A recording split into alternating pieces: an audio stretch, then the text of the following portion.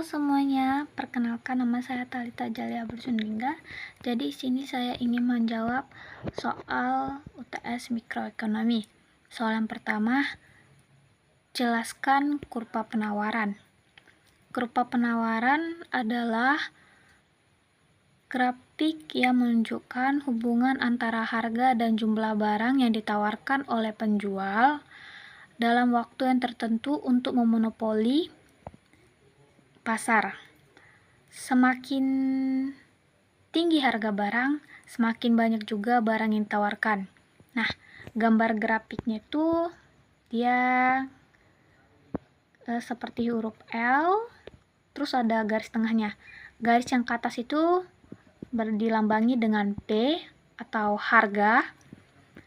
Garis yang di bawah tuh dilambangi dengan Q atau penawaran.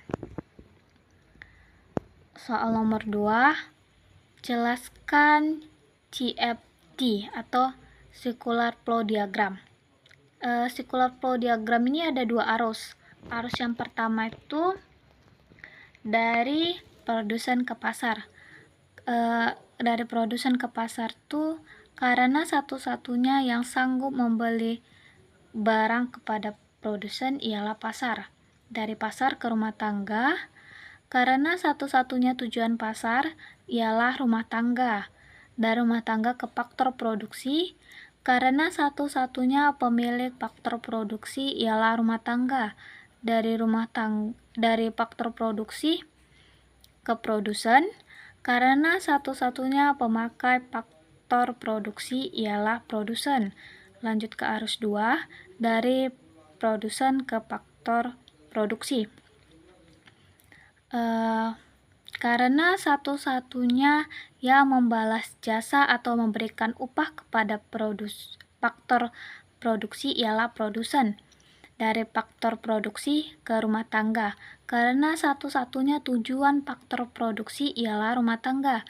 Dari rumah tangga ke pasar, karena satu-satunya yang menyediakan keinginan dan kebutuhan rumah tangga ialah pasar.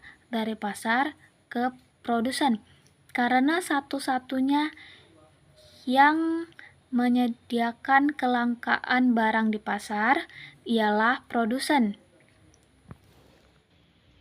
Soal nomor 3, jelaskan equilibrium dan non-equilibrium.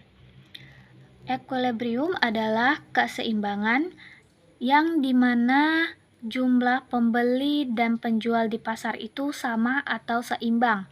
Contohnya, ketika kamu melihat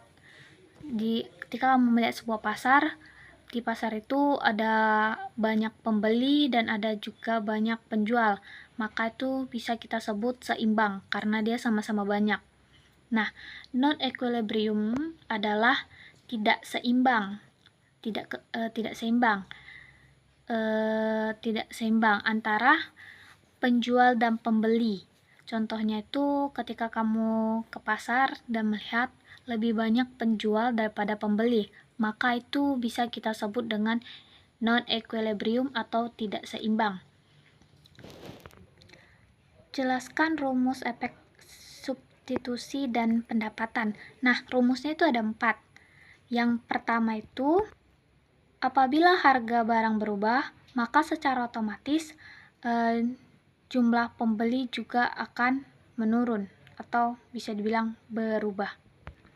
Tidak ada kata menurun, berubah saja ya teman-teman. Maka jumlah pembeli juga akan berubah. Nah, yang kedua, apabila harga barang berubah, akan mengakibatkan pendapatan real dan pembelian juga akan berubah setara dengan pendapatan tetap. Yang ketiga, apabila harga barang menurun, maka jumlah pembelian meningkat. Rumus yang keempat, apabila harga barang naik, maka efek pendapatan akan negatif, apapun pendapatannya. Nah, soal nomor 5, jelaskan fungsi model-model ekonomi dan efek pendapatan. Nah, fungsi model-model ekonomi adalah untuk menyederhanakan konsep-konsep ekonomi agar lebih mudah untuk dipahami. Sementara efek pendapatan adalah berubahnya permintaan suatu barang yang diakibatkan oleh perubahan pendapatan real konsumen. Nah, jadi efek pendapatan itu perubahan permintaan suatu barang yang diakibatkan oleh pendapatan real konsumen. Sekian dari saya. Terima kasih. Bye-bye.